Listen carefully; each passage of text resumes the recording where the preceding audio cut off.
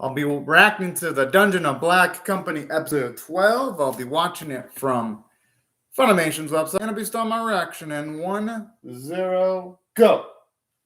Kadokawa. Which are going to mean they always have a kick-ass looking logo. Same with the Funimation logo. I could argue that it's a bit too long sometimes, though.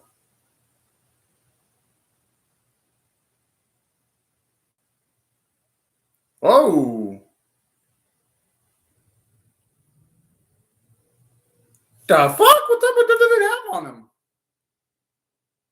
Rigged! It is fucking rigged against him.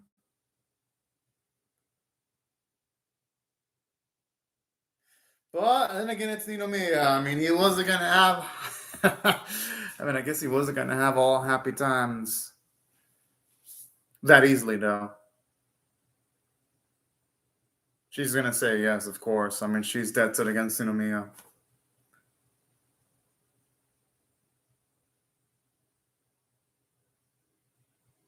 Hmm?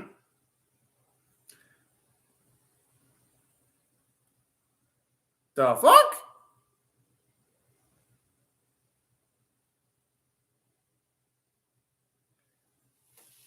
What a line of bitch!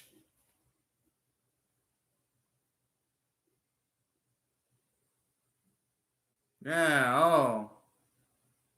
Okay, yeah, that's okay. I gotta admit that. As much as I'm Ninomiya biased, what the guy's saying is true. Okay. No, I think it was mentioned that he did actually pay her back.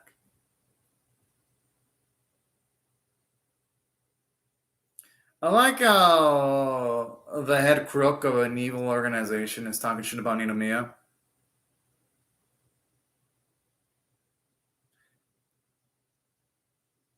Oh, man. Wow.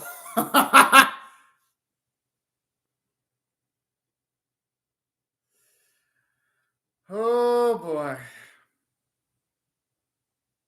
Okay, when she puts it that way, I could see how she was able to manipulate Shia. Taking advantage of her good-hearted nature.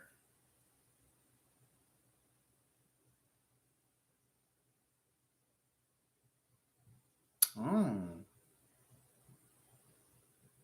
Yo, that's fucking nerdy there. But I couldn't have expected anything less from that purple-haired sack of walking trash.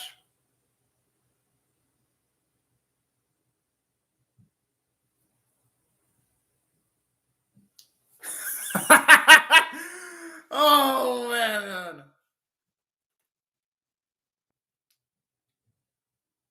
I can only hope Ringo and Wannabe actually have a plan.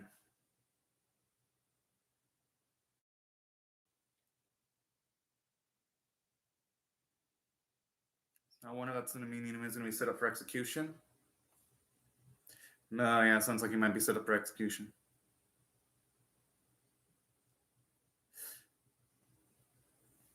Oh, my.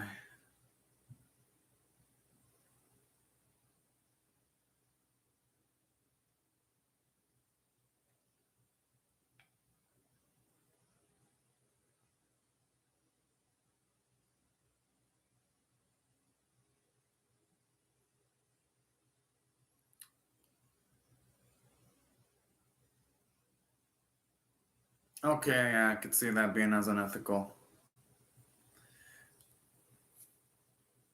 I mean, that was for self-defense, though. He couldn't have controlled where the Manjin was gonna go, though. I mean, yeah, he teleported it, but it was either that or he dies. If I were in this spot, I would have done the same shit, too, by teleporting the Manjin. I'd be like, yeah. I'd be like, fuck the safety of the... Well, it depends on the other people involved, but I'd be like, ooh.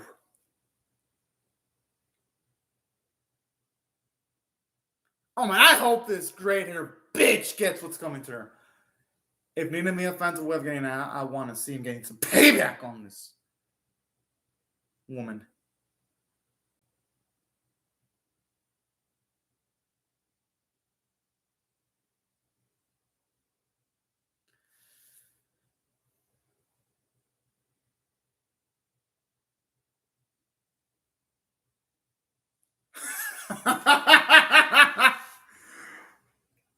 Whoa! I like how she's bitching about me causing her pain, even though she caused pain to a lot of people. That's fucking rich.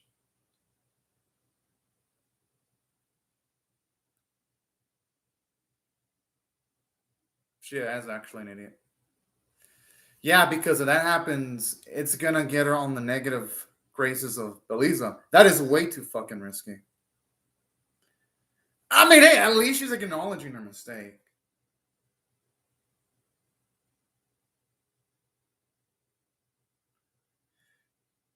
And that's why I don't fault her for what he did. I mean, she couldn't have known things were going to get this bad.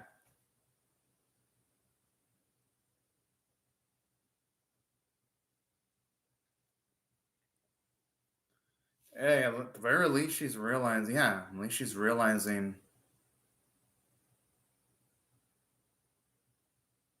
Yeah, that's part of.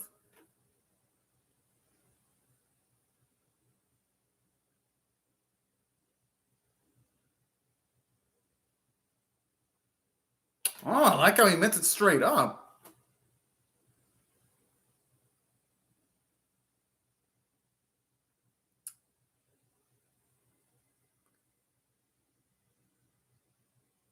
Oh. Okay, it's definitely implying they had issues with his family then.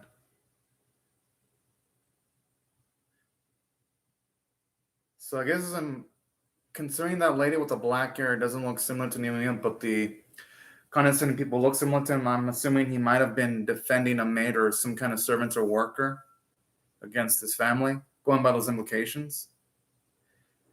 Whatever the case may be, that bit says a lot about Nino Mia in just a small amount of time. Those little stills. Now I really hope this gets to season 2 because I really want to see his backstory delved into.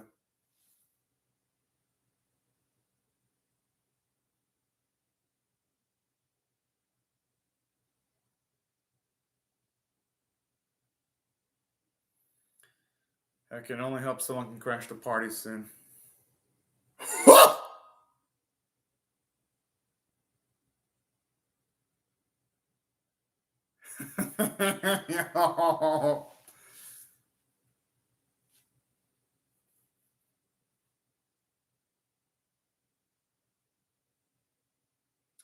I can only hope it won't be that easy.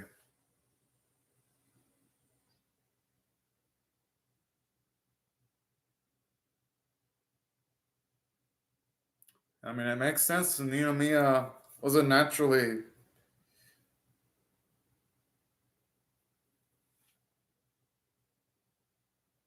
Wow, I don't think it can get worse. Well, I guess it could be worse. They could be losing their lives, but there almost isn't a thing as worse than the headringer being jailed.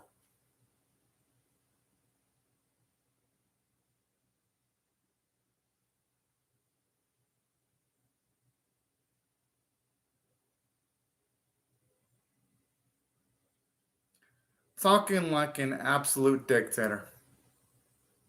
Well, future dictator.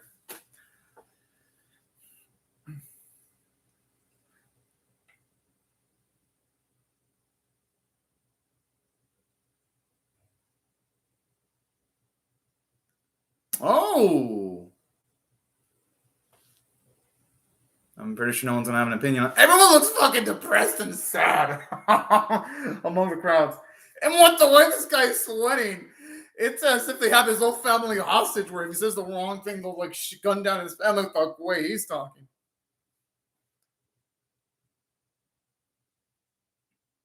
Good. I'm glad at least the Wannabe and Ringo are in the background.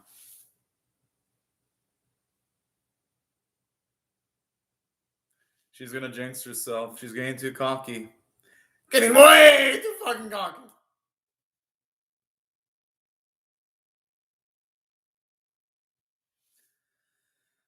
Oh, that's why he was sweating.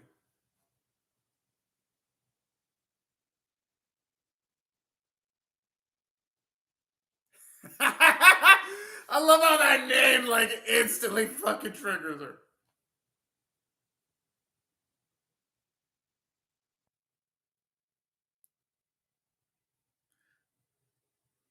So I'm assuming he had some shares bought out in the Rise Corporation. You know, it kind of makes sense though. Having stocks in different corporations because their corporation was struggling.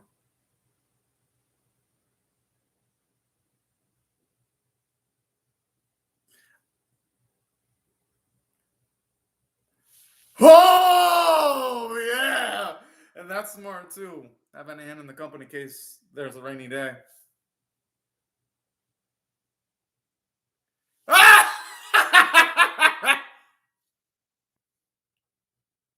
Whoa! That's okay. That's fucking effort. And that's what Beliza gets for being a bitch.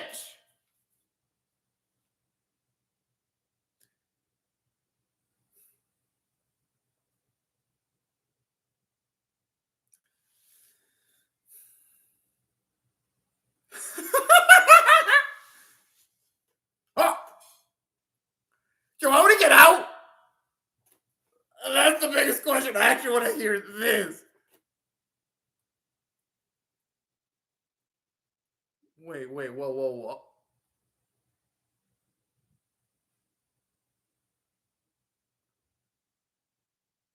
Hmm.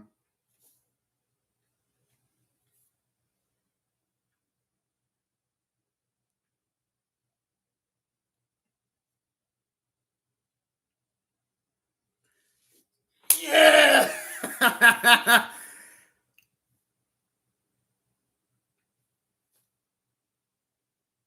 Good.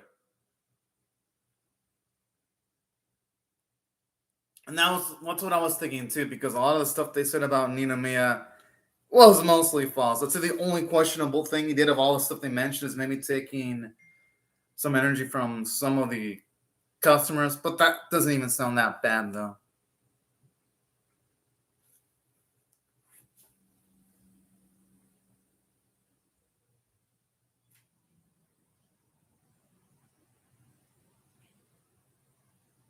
Ah! I mean, this one was started at first though. He never did that. I mean, honestly, that's Belize's fault for treating her workers like crap.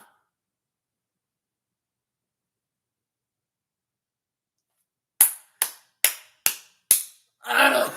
That's like one of the most sad things I've ever seen from an isekai protagonist this season. Oh my!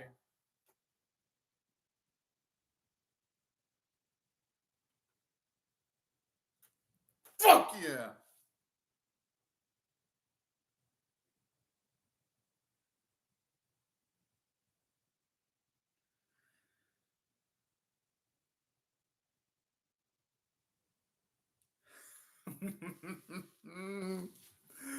Oh man, I just hope we get to see Beliza in a fucking prison cell. That'd be beautiful. I hope we. Why? Is that necessary? To be pissing from the top of the roof. I feel sorry for whoever has to clean that. Oh, hey, he kind of deserves it. I mean, that's kind of a dickish thing to say. I mean, dude.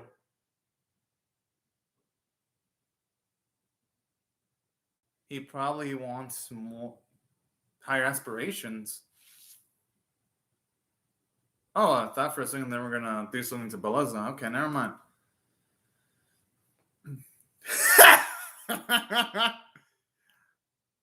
Yeah, I mean, hey, at least he's treating Ronga fairly.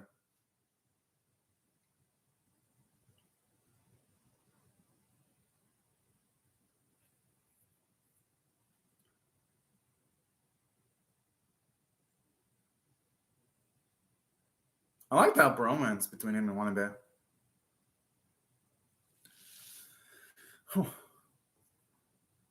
That's true because something were to happen to him or he were to get sick, the company would be fucked.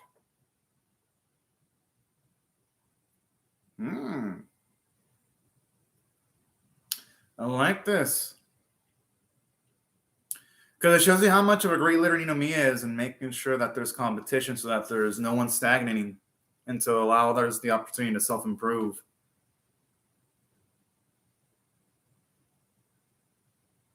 Well, yeah, I mean, Ninomiya looks nicer than usual. That I actually could see why they'd be thinking it's unusual. Mm.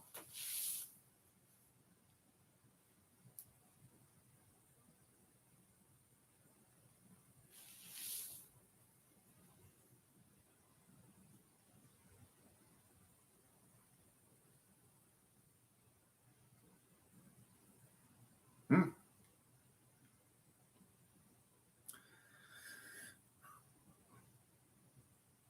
But he chose to stay there with all of them.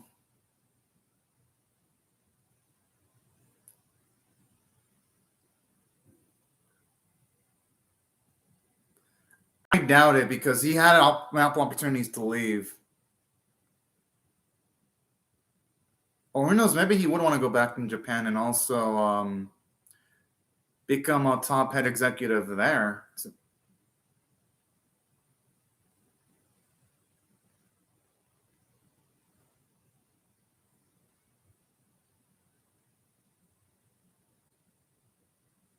Oh, wait, what?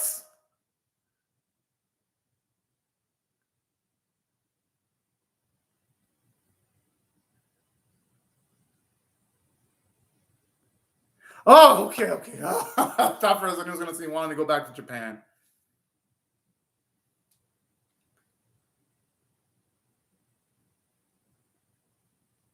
Oh, that's really nice that I love this time there. Oh, I even love that love and care he has for him here too.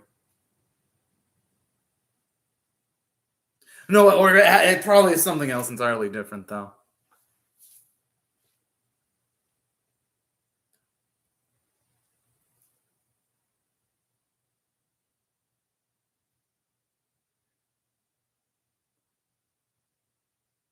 It probably isn't what they think because it's Ninomiya we're talking about. But but you know what? Normally when animes have misunderstandings, I usually get annoyed. But here it makes sense though, and it actually shows you how much they really care about Ninomiya. And it's also nice seeing the lives he's touched too, and how much more optimistic and happier he's become. That's really cute seeing Manji. I mean, I should say Sky and Rim happily having fun together. Aww.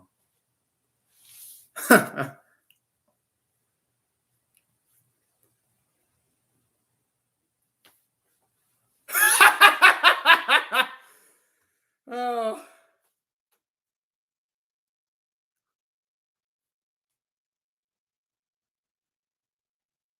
No, they actually did. They've been through a lot of life and death scenarios.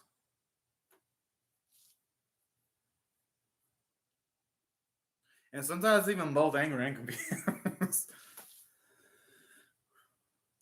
And I love the irony too that throughout the series, well, at the start of the series, it was about Ninomiya trying to find what's not working out, but then eventually became a super intelligent and smart worker. I just love how poetic that is.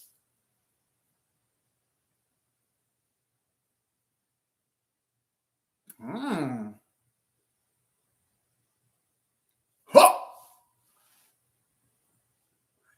Oh, that's so sweet. And it says how much faith he has in Wanabe too. And it's not unfounded. Wanabe has shown off to be someone really competent throughout the series. Oh!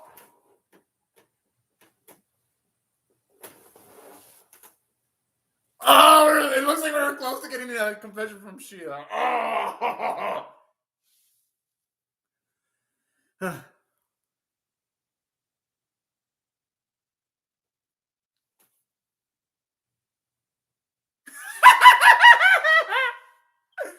I mean, hey, at least we got some glorious sweat out of this.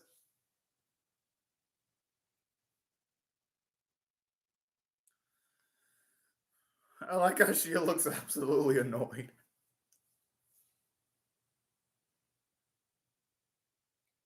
I'm assuming he lost all his. I go back to his OG world. This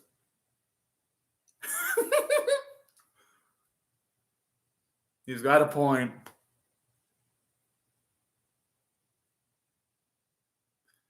I like that smile she was making.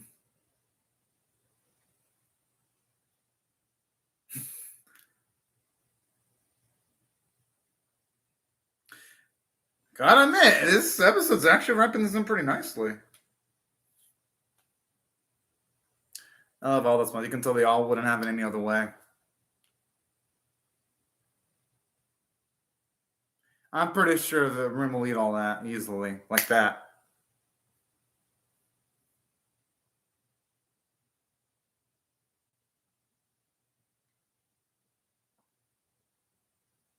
What's that? Oh, how? Yo, they're gonna go bankrupt feeding Rim at this rate.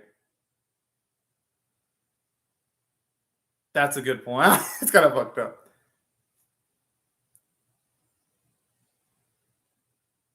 Yo, Rim looks pregnant.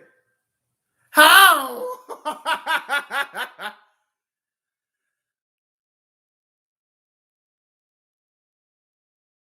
I'm gonna be surprised if they run out of money just trying to pay for Rim's food expenses.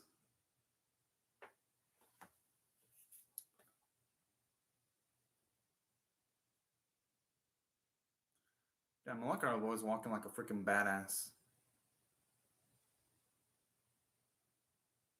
Go na na na na. Gotta admit, this track is fucking. I like the insert song that they're using right now. Huh.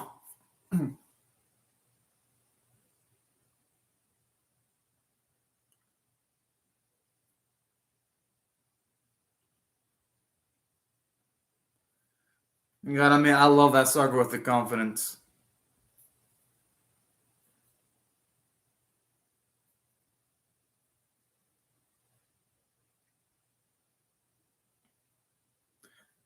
All right. That was a great ending. I'm actually fucking shocked. I'm so used to Isekai nowadays having such shitty, awful tier endings that I'm like, oh, is this series gonna have a bad ending? Because it seemed like it was gonna sequel bait to a season 2 that might never happen. But thankfully, it didn't do that. I fucking love this episode. I'm gonna give it a 9.25 out of 10. I thought it was awesome, if you ask me. And as for the series overall, I'm definitely gonna give it a high score. If I were to rate it on, say, like a scale of 1 to 10, and I think Little Edie animation is cute, but if I were to rate it on a scale of 1 to 10, with 1 being abysmal, 5 being average, and 10 being exceptional, I'm definitely gonna be giving it a 7.25 out of 10. I actually thought it was pretty fucking good. That's provided that it doesn't do any sequel baiting type of stuff after the credits, though. If it does, then my overall score is going to vary. It just depends on that, because you never know with anime. Like, they can have great ends, and they'll have, like, some kind of bullshit sequel baiting 10-second, 30-second type of bit of animation that's like a fuck you to the audience. Because I've seen that happen a lot. But no, it looks like everything's fine. All right.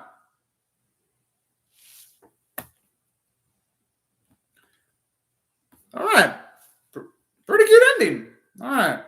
I guess I'll stick by my overall score of a 7.25 out of 10. All right.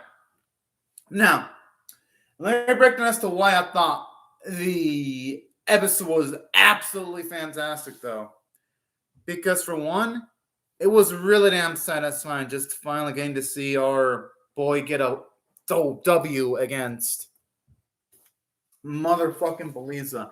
After Beliza having like the upper hand throughout the whole series, always seeing her on her high position, seeing her cocky as hell. And then after seeing the suffering of Ninomiya in this episode when he was being falsely accused of doing something that he didn't do, it was fucking nice getting to see Beliza force on working for Ninomiya's corporation. I was like, yeah.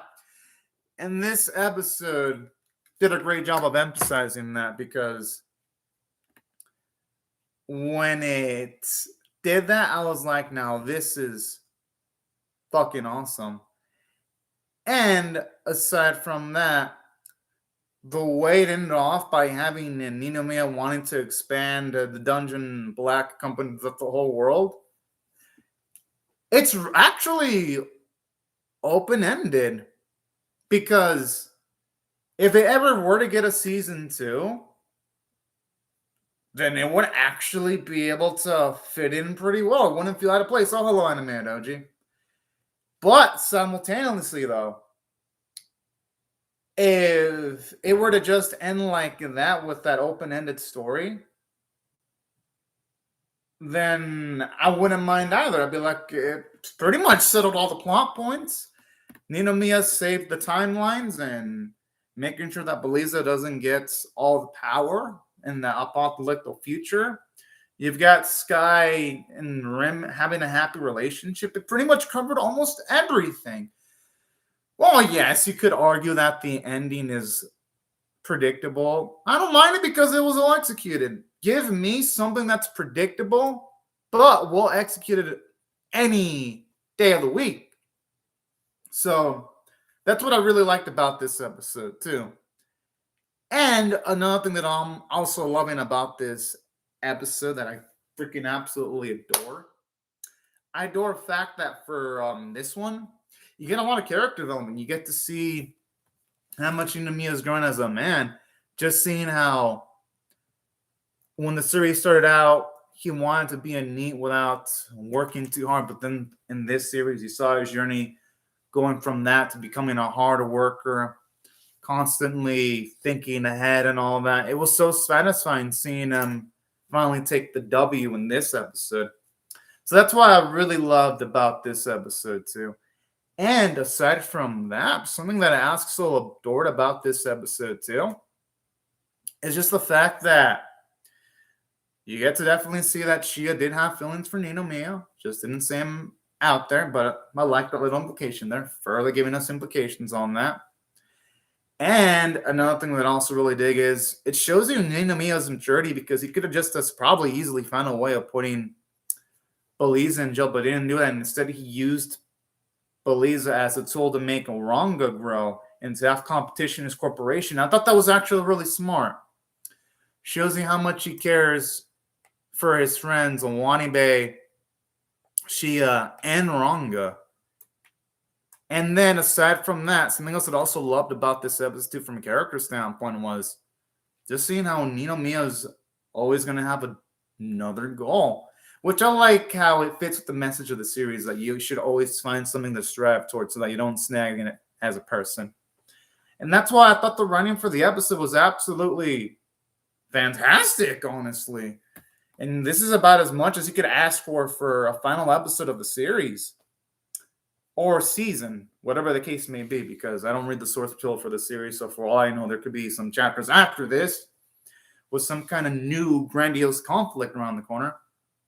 But regardless of the fact that I did great from a character and story standpoint, the animation quality for the episode was pretty damn fucking good, if you ask me. You can definitely tell that the animators went to work. The artwork was consistent too from start to finish. With some of the nice scenes that I really love was when you've got Shia healing up Ninomiya when he was in the prison. There were some pretty shots like when Rin was eating all that freaking food while she was eating in the background, everyone else was enjoying their drinks.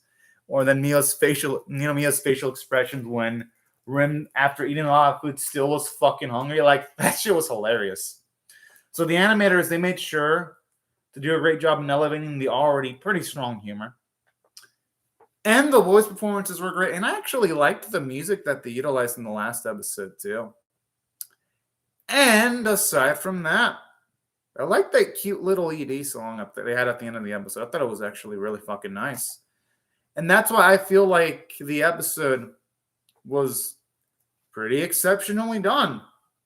And that's why I thought it was a 9.25 out of 10 tier episode. As for the series itself, as for why I rated it a 7.25 out of 10, and if you're wondering why I'm rating it above a lot of animes that have ended this season, there's a reason why I'm giving this a super high rating. This series ended up being one of the best isekai anime of the year, because unlike most isekai anime, This one has a fucking ending, which for some odd reason for this year, isekai anime cannot land their fucking endings to save their fucking lives. Like with Shuriken Shoki, shitty ending. So my spider, so what? Cliffhanger ending. We're probably never going to see the sequel to that series, probably. So that ending was also pretty aggravating. Sunny Boy, I like that series. That actually, depending on how that series ends next week, it might actually be above the Dungeon of Black Company for me. But it's to be determined how Sunny Boy is going to end itself, because that series has been rushing over the last few weeks. And then you've got some of the other isekai animes too. I'd say the only one that had a stable ending, aside from Dungeon of Black Company, was actually Tsukimichi Moonlight Fantasy, because that one instantly announced the season 2, so nothing wrong with that one. There's also I'm Sending a Million Lives, which I can't comment on because I haven't caught up on yet. But for the most part, this year has been pretty bad for isekai landing their endings, for the most part. But man, my goodness, I'd be a liar if I said this one didn't land it. And that's why I gave it a high rating. Because aside from the way it landed its ending, overall, I actually really like the characters.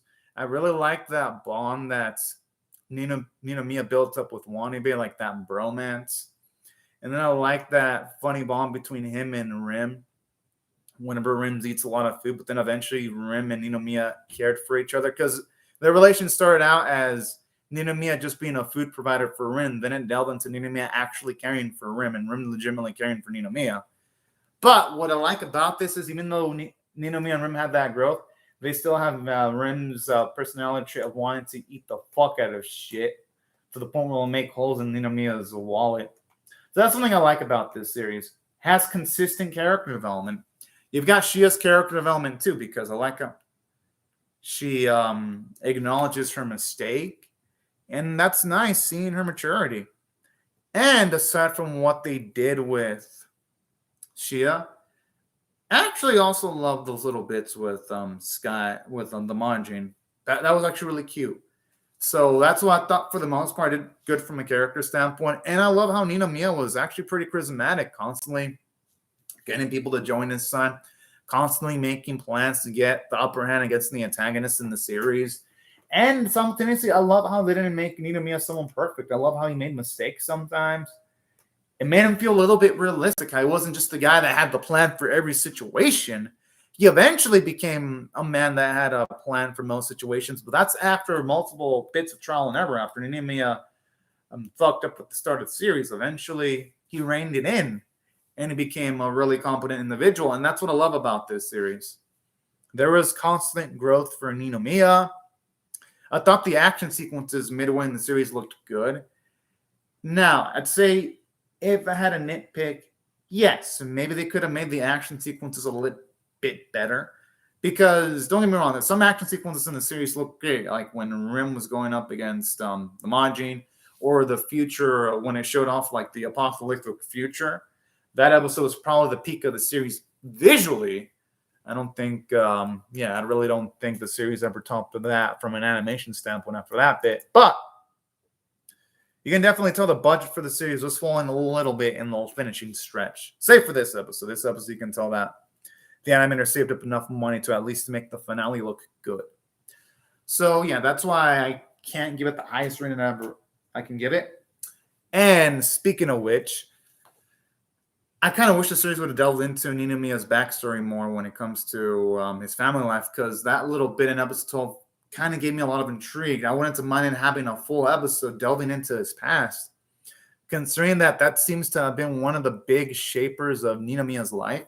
It's just a shame that they only tease it, but they only give us a teaser. They don't give us a full taste. So that's also a big shame. And yeah, I would have loved to have seen Shia actually confess her feelings towards Ninomiya. That'd have been nice.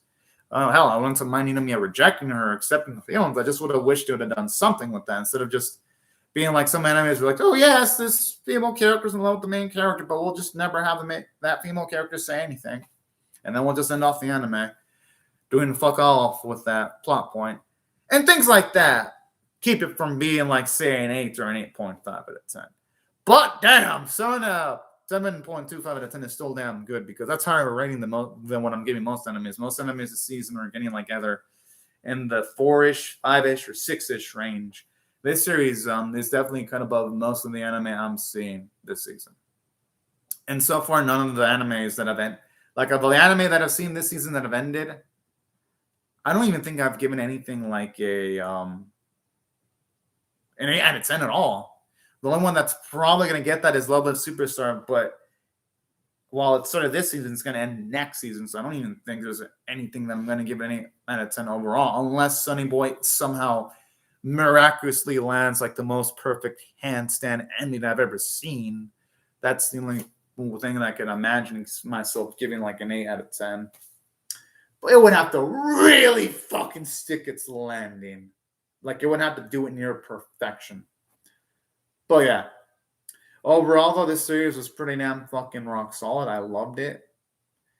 And if it were to get a season 2, I'd definitely watch it. But at the same time, if it never gets one, then I wouldn't mind either, because for the most part, it did resolve most of its plot points. I honestly am not dissatisfied with the way it closed things off. But yeah, these are pretty much my thoughts overall on the episode and the series in general, y'all. But anyways, all right, before I go, though, let me just say thank you very much to Animated Doji for commenting on the live chat. And everyone else, thank you very much for watching my video.